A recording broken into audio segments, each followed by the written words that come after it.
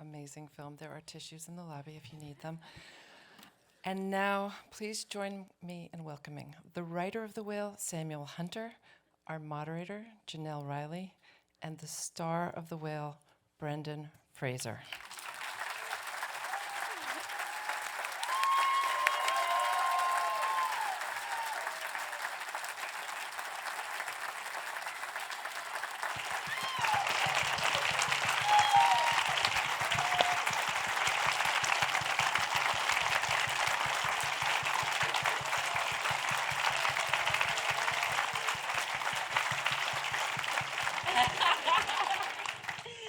I suspect, does that Thank happen you. to you everywhere you go? I feel like you walk into Starbucks and people are like, oh my God. I'm actually being serious because every time I've screened this movie and you've been there, there has been like a rapturous response. That just has to be amazing. It feels good. Well, congratulations on a beautiful movie. I would actually love to start at the beginning with, is it okay if I call you Sam? Yes, I know please, it's please. Samuel, but yeah, No, okay. no, please. Everybody calls me Sam. Because as we know, all great movies start with a script. This is actually based on the play you wrote that premiered, I think, back in 2012. Can you tell us what was sort of the initial impetus or sort of the spark of the idea behind The Whale? Yeah. Hi, everybody. Thank you so much for having us. Thank you. uh, I first started writing this play 12 or 13 years ago, probably 2009 or 2010. And at the time, like Charlie, I was teaching expository writing to college freshmen at Rutgers, and I taught it because like teaching theater 101 in the city did not pay as well, and so like I thought, well, I'll teach essay writing to these freshmen who were required to take this course, but I just had no idea how difficult it was going to be because they hated the course. They didn't want to be there. They hated me by extension. And like Charlie in the film, at a certain point, I was just like, oh my God, just please write me something honest. Like let's just start there. You're just summarizing Wikipedia. Like, please. And I had a student write me a line that ended up in the play and the movie, which was, I think I need to accept that my life isn't going to be very exciting. And it was this kind of heartbreaking moment of honesty and connection. I mean, this kid who I like barely knew, I'm sure he doesn't remember me or writing that. But I thought maybe I can write a play about an expository writing teacher trying to connect to a student, which is an odd starting place to write a play. And you know, at the time, like the plays that I was seeing off Broadway, I was desperate to be an off Broadway playwright, and the plays that I was seeing were kind of like kind of removed and a little maybe a touch cynical and snarky and ironic, and I was trying to write those kinds of plays, but at a certain point, I had to be honest with myself and just be like, I'm a very earnest human being, and I think my writing probably needs to reflect that too, even though it's deeply unfashionable to kind of wear your heart on your sleeve like that. And so I started accessing some more personal stuff about growing up gay in Idaho and attending a very conservative religious school where I was outed and I had to leave, and then falling into depression and self-medicating with food for a really long time. It was the first time that I kind of accessed that kind of stuff in my writing. When I first wrote it, I thought maybe this isn't for anyone else but me. Maybe this just wants to live on my hard drive. But very slowly, I started showing it to people. And then when it was produced off Broadway, I was like, I win, I did it. Like it was like, this is exactly what I wanted. And then out of the blue, I get a phone call saying Darren Aronofsky wants to meet with me. Wow. So Did you even know he was in the audience? had no idea. Wow. So No idea. that is That was, amazing. and it was pretty much 10 years ago. It was playing in New York 10 years ago tonight, to the day. Wow. Yeah. Isn't it interesting how you can think you're writing something so specific and it turns out to be more universal than you expected? Yeah, I think that was like one of the big things I learned was sort of like, oh, right, like putting those really specific personal things, like, of course that's going to connect to people in a more meaningful way because it's real. So. We're going to come back to earnestness because I actually want to delve deeper into that. But Brendan, when did you like first hear that? I know that Darren has said, you know, he tried to make this for years and it never clicked until he saw you on TV and he realized, did you know he was out there thinking about you or did you just get a call one day? I got the same call that he got and was quite shocked also, to tell you the truth. Look, normal channels. The word on the street was Mary Vernew was his casting director. She put out the word that he wanted to meet me. I'll admit to a pretty, well, healthy dose of creative intimidation to go and sit with him in his office in Chinatown in January of 2020. And, it was cold. But he was a gentleman, and he told me that he wasn't sure he was going to be able to make this movie, but I could tell he was kind of feeling me out, see if I was interested. And all I knew about the story was that a man had been living alone considerable amount of time. He had certain regrets for his life's choices or the choices that life made for him, and he'd been harming himself by overeating, and his time was very, very limited. He had Monday to Friday, and he has a realization that the only way to redeem himself is to reconnect with his daughter, and that's all I knew.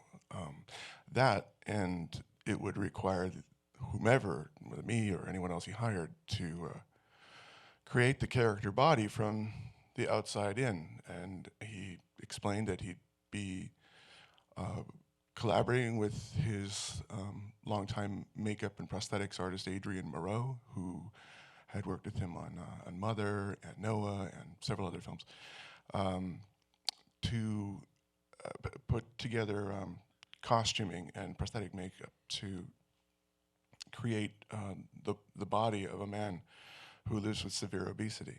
And then we met later again at St. Mark's Theater in about February 2020. We did a reading. I guess it was an audition of sorts. Sam was there. Sadie was there too. And a few other actors to fill out the cast. And after that, it was March 2020, and we all put our sweatpants on for a while. So, that was that. So we all scratched our head. Will it get made? Will it won't? We didn't know. But it was an important question for all of us. Have you talked to, I'm sure you have, but about, because I heard the movie he saw, was it Journey to the Center of the Earth? He was slipping through channels? Oh, no, he told me he saw one I did with Scott Glenn I was in Sao Paulo, and it was called Journey to the End of the Night. Oh, that's right. Close That's enough, right. yeah. Yeah. You did 2 Journey movies, I didn't realize. Full marks. I think he I don't know, he eyeballed it somehow and went, how about him? So I knew there was a good reason to go to Brazil that year.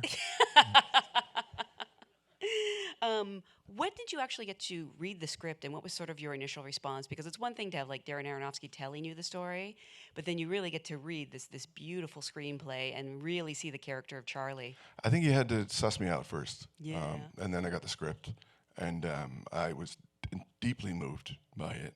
It spoke to me in ways that I had not been anticipating, given its subject matter being so brutally honest, and also the notion that a man could make a life choice that left his child feeling, well, abandoned, really. And the very notion of that, I've got 3 kids, and if that were a reality in my life, I would know how I'd be able to respond. So I had to pay attention to that feeling, that impetus, and I knew that was a real good emotional engine to work from if I were to be invited to come and play the part. Oh, that, and the script was so good it made my teeth sweat. I wanted to do it. I've never heard that expression, but I'm going to steal it. Until now. Charlie is an epic role, but it's also very intimidating. Was there any hesitation to step into the part? No. Smart. Well, no. Well, I didn't know if I had the part, actually. Like I said, we shut down for obvious reasons, and it was October. No, it was November, because I was looking for a Dropbox to put my ballot in, and I was working in Detroit. So anyway, it worked out, and I got a text from Darren starting the conversation somewhere in the middle, which I learned would be kind of typical for him. Just saying, hey, read this, watch this. We're talking about this now. You need to do a fitting. I'm like, wait. Am I hired? He's like, yes, you're hired. Now, get with it. So we were off and running right away. Sam, what kind of surprises me, well, I guess it doesn't because you're a very accomplished playwright, but you've never written a screenplay before. No, Not not even like, yeah. you I know, mean, a I've secret I've done one? some screenwriting in Okay. the interim since, but when Darren approached me, no, I mean maybe in college, but Hmm. no, I was totally a creature of the theater. And did he say from the start that he wanted you to write this? Yeah, I mean, our initial meeting, it was very freewheeling. I mean, I was so intimidated. I mean, I got this phone call and I showed up to meet him, and he was at an editing bay in Chelsea, and I like rounded the corner, and there's Darren, and Russell Crowe's face is on this giant monitor, and I mean, it was just so different from anything I had experienced. But so our initial conversations were very general, just sort of like, what could this be? What is it? And I got nervous kind of early on because every time I ideated about like what would it be to open this up in the traditional way of like adding characters, adding settings, adding flashbacks, that kind of thing. Like every version of that, I was just like, it was like trying to pick up water. I just could not hold it. I just didn't understand it. It didn't make any sense to me. But I also didn't know if that was like my problem as a playwright, that I just like didn't have the sort of cinematic imagination. And I didn't say anything to him because I'm not gonna I'm not gonna tell Darren Aronofsky how to make a movie. Then in one of our early meetings, he was like, I think we should keep it in the apartment. And I was like, oh, okay. Like I agree. I mean, that's the difficult decision. I think that's the right decision. Um, and then we had there was a lot of time to work on this play. When Darren eventually like just drifted over to making Mother, there were a few other directors who were interested in it, and I had like 2 or 3 meetings with other directors that were a little bone chilling, and um, and then Darren, thank God, returned to it. I always hear that term, you need to open it up about plays. And I, to this day, don't really understand what that means. I have to be honest. And sometimes I think it's better when you don't open it up. I think this works so well because of the claustrophobia. Yeah, I mean, I get it because it's like, well, but cinema has the ability to move around, but at the same token, I'm like, with a story like this, especially, it's sort of like, what? Like visual interest? Is that what you're after? Like, I'm not really exactly sure what opening up a story like this would be. I mean, one of my favorite movies is Who's Afraid of Virginia Woolf, and that is such a straight adaptation of that play. I mean, they move around a little bit like this does, but it's so just the story and the people. You're so much classier than me because one of my favorite movies is Phone Booth. And they never leave a phone booth, and I genuinely love that movie. But Who's Afraid of Virginia Woolf is the good classy reference. Something that I love about the character of Charlie, he is not what I expect. He isn't asking for our pity. He's very clever and funny, and as you mentioned, he's very sincere. And that is one of the hardest things to play, and not be boring. To play a sincere person. Were there discussions about, how to keep this character fascinating, or did you just sort of trust Charlie? A24 gave us 3 weeks to rehearse this, That's amazing. which is unusual. And so the floor was taped out in Newburgh, New York, and Darren declared us a theater company, and we weren't allowed to cross the tape. We had to use the entrance. And we couldn't walk through the wall. We took it very seriously, I suppose. We worked with all the standby props, and maybe we would have had maybe like a good first preview by the time we were of a black box production, by the time it came to go work on the built set. And that's the place, of course, where you go to make your mistakes and make your discoveries and learn your job. And for all that effort, I think it really paid off. Because once we were in Charlie's home, it's a 2-bedroom set, as you say, and it can feel as if the quarters are close, but the story is expansive, and Maddie Libatique is our cinematographer, who told a whole emotional landscape with the weather systems outside the windows matching or mirroring what's going on inside the room, to camera angles that are used more traditionally on a dolly in a small space like that. There were a lot of really tricky shots you might not have really noticed, but there were a lot of moving parts. It wasn't as proscenium presentational as a theater production as you would think, but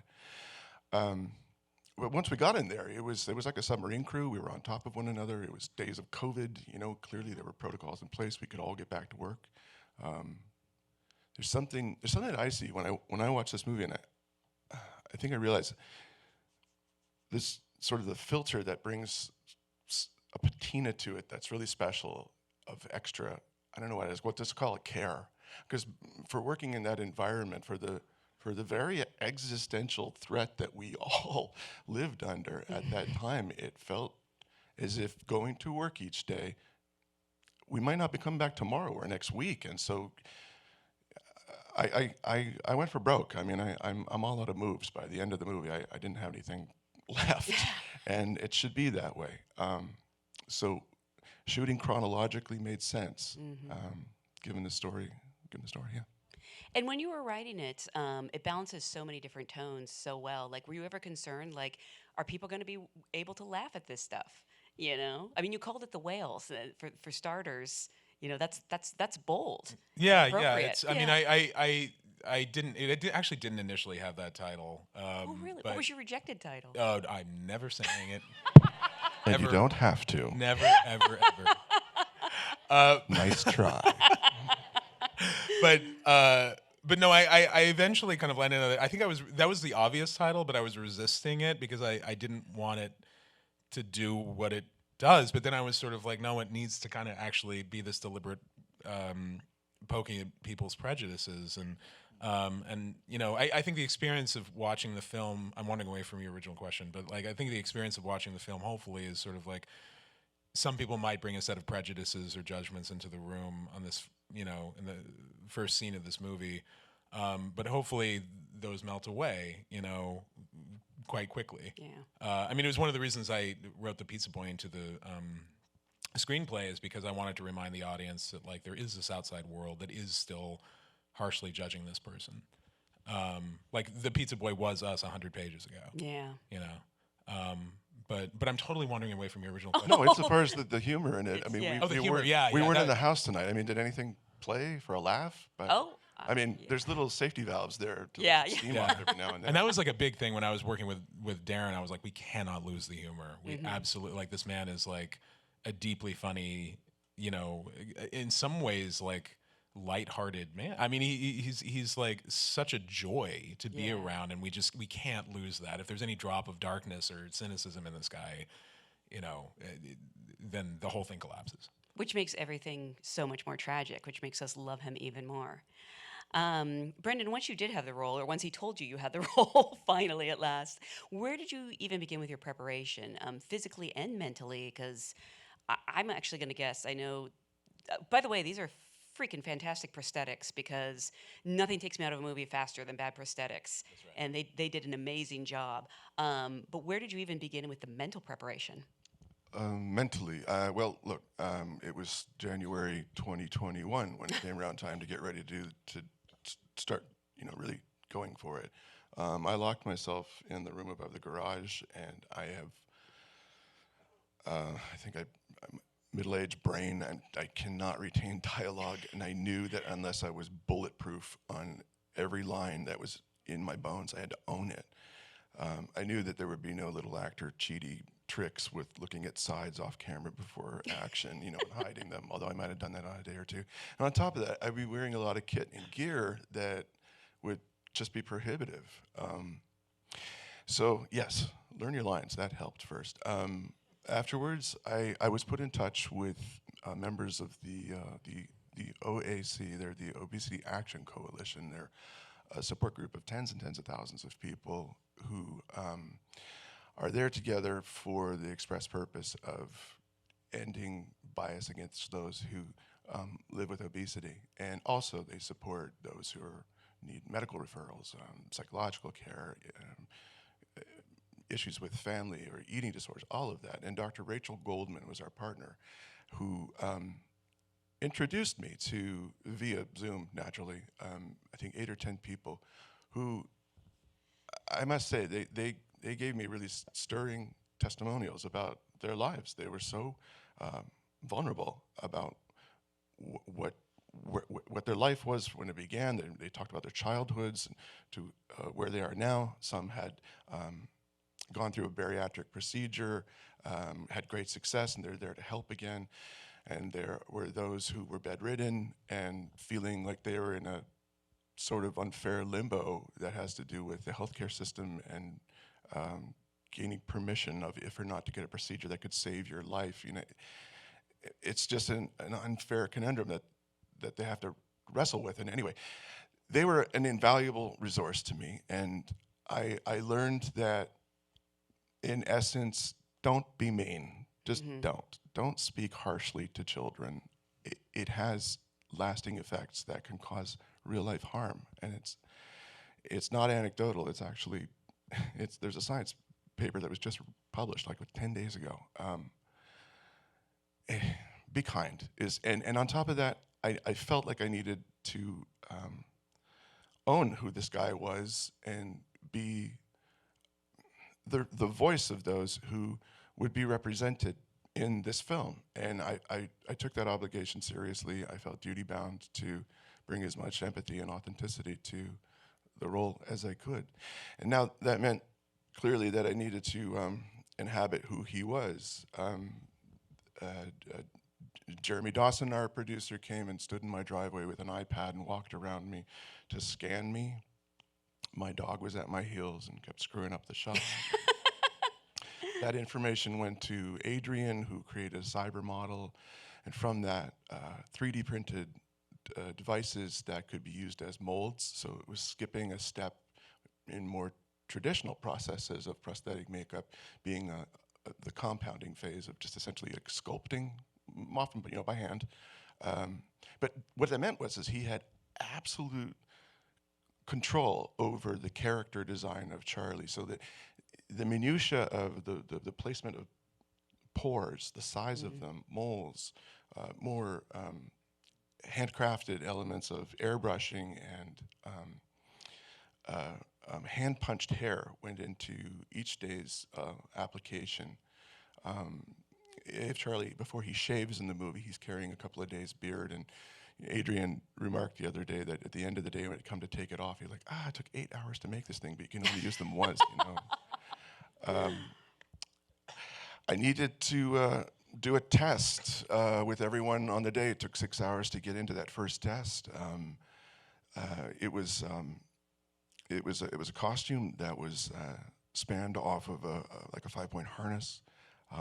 There were his arms, his limbs, his arms and legs, and a conforming bodysuit that contained different variations of materials. Sometimes I think they were those little airsoft pellets. He experimented with dry goods like beans and other materials, for the reason being that when Charlie sits forward or moves or reaches for something, his prosthetic body must obey the laws of physics and gravity in a way that hasn't been done in films. And I looked extensively as far back as the last 20 years, and while they may have looked pretty good, there's something to the reason actors have worn those that has struck a false note, and maybe it's in service of I don't know, like a mean joke or a conceit to vilify a character, to put an actor, usually someone who's athletic, into a suit that is usually just filled with maybe like a cotton batting or stuffed animal material. And there's practical reasons for that all, but our finely tuned eye and brain in this age of digital and CGI, we can all see the inconsistencies in where the seams are. And I promise you, for what you saw tonight and what was locked in, this is not a CGI creation. It's analog creation, with the rare exception of maybe if Charlie's shirt was in its own movie one morning or something, we needed to cure it or to take a seam away. But apart from that, what you saw was what you got.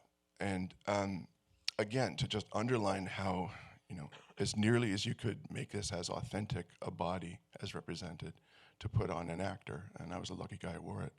That's amazing. I do take some questions from the audience, or actually our ushers will take some questions from the audience. Just raise your hand if you have one.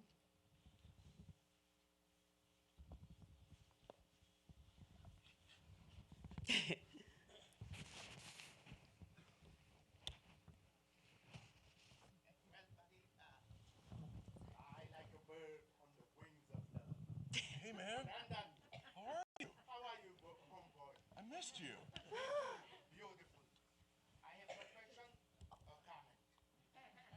Whoa, whoa, whoa, whoa, wait.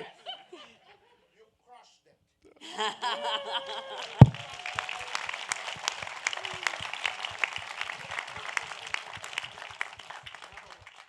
Number two, that's fascinating. This comes we always, in Hollywood, I can talk with her, but in Hollywood, they always come here, want to be film actors, design some resumes, this and that. But you were more than a film actor. You translate the art of theater into this piece. It's the spirit of theater. The spirit, great actors in a small space, but using all the intensity and all the giving circumstances as a theater actor, real theater actors, from the days of Shakespeare, Stanislavski, all that. You combine that, you brought this together. One thing I have to say, I had to literally walk from home. It's not too far from here. My wife and I say, my God, I haven't seen. I want to say something to you, my friends. This man gave me my first chance break in cinema. We worked in George of the Jungle. Oh, wow. George of the Jungle. Yes, yes. I gotta say this and I'm done. And in George of the Jungle, he was doing a play here down the street at the Geffen Playhouse, and I was an usher. We become friends a little bit. Then when he was given the role of George of the Jungle, he told the producers, there's one man who could play the role of Stubbs in this film. That's my friend, Abdullah. So it's amazing we come a long way. So to end this, I got to say one thing. By the way, Abdullah has not changed. If I said this, God's my witness.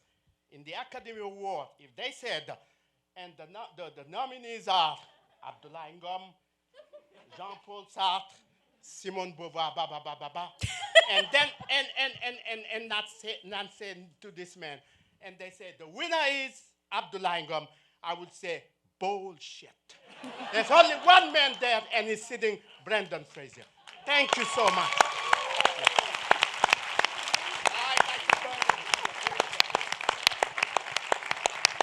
Fly like a bird on the wings of love, Abdullah.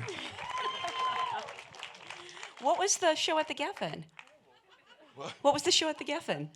Oh, it was called Four Dogs and a Bone. Oh, yes. Yeah, Robert Patrick Shanley. Yes. Oh yeah. Directed by Lawrence Kasdan, Martin Short, Parker Posey, Elizabeth Perkins, yours truly. And we were all in a lather because there was a joke about Steven Spielberg in it, being on the cover of a prop copy of Time magazine. And on opening night, Steven was in the house. No. And they had to negotiate some weird deal between Lawrence on whether or not he would come. And when the moment came up to hold up the prop and make the joke about what I can't remember what it was, like now nobody was looking at us. Everybody in the audience turned to look at Steven. That's amazing. Not really sure how I follow that. Right, yeah. But I loved your performance too. It was Thank you. incredible. I'm sure everyone did. But you've talked a little bit about the actual creation of the suit. Can you talk a little bit about how you prepared for the physicality of being in it? Like, I truly believed you were that person in that body. Thank you. Beth Edwards is our movement coach. Beth Lewis. Lewis. Yeah. I keep doing that. Thank you, Beth Lewis. Forgive me for that. Beth, as I knew her, danced with Plava's company for, I think, like a dozen years. So she understands her kinesthesiology, and she always had a keen eye, was there every day. I mean, she was there every day, reminding me subtle details. The research always showed that very often people who carry that weight, their feet roll forward, so his legs were bladed a bit. The center of gravity was completely different. She showed me Olympic deadlifters. She showed me YouTube channels of sumo wrestlers. She showed me, we looked through animal world, everything, to have a stronger understanding of really the effort that goes in, just what it takes to just take to your feet, which is a monumental effort for this man and a very important plot point for the story. And we saw at one point when Ellie is tormenting him and making him take to his feet without his walker. Darren shot it like like a Hollywood stunt, and so all the specificity was there. I needed to learn to use my body in a way that strengthened muscles I didn't know that I had. You put on hockey skates ever for the first time in the season, that feeling in your feet, you're like, ah. When I took the gear off after maybe the second week, I had become really quite adept. It's amazing how quickly you take to these external conditions. And I had a lot of help from a team of like 5 or 7 people, depending on what we were doing, to keep me hydrated. There were pipes that went and hooked up to a bodysuit, the kind of which that race car drivers wear, and other people who work in real humid, hot conditions, to pipe cold water through. I think I would go through about 8 bags of ice a day. Why am I laughing? And the layers and the body temperature and regulating that was always, it was always a challenge. Look, I mean, it was a lot to contend with, but the good news is that I really, honestly, I just forgot about it. I did my best to not even pay attention to it, because I need only really look into the eyes of Sadie Sink and Hong Chow and Tai Sim. Sadie has a focus and an energy that she plays her character with. She's a firecracker, and she's multifaceted, and I had a front row seat to watch this kid just come of age. Ty Simpkins, I saw him earn his stripes. He kind of grew up making this movie. Hong Chow has an uncanny ability to speak more in between the silences and the pauses than sometimes what the dialogue is that she's speaking, with respect. That's right, you're right. And she has a reality and a strength to her that befits a healthcare worker and his best friend, and someone who's in this very awkward position, being the last, him being the last attachment to her late brother. And she's also, in a way, his enabler. Yeah. And she doesn't judge him, but she does. She knows it's not healthy what she must do to give him what he needs. He never ate for pleasure. He ate because it was a compulsion, and she had to stand by and aid and assist that. I'm sorry, I've wandered in my thoughts here a bit, but the reality is that all of these moving parts came together, all in service of the story. It all came back to what we were trying to get to, the ABCs of objective, obstacle, tactics. How are you going to get there? It was a rare privilege to work on an actor's piece directed by Darren Aronofsky. Yeah.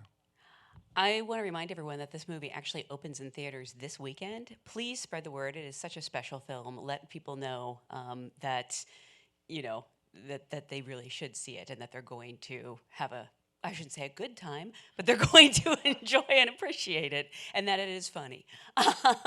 Thank you so much for coming out tonight. Thank you both for being here. So appreciated.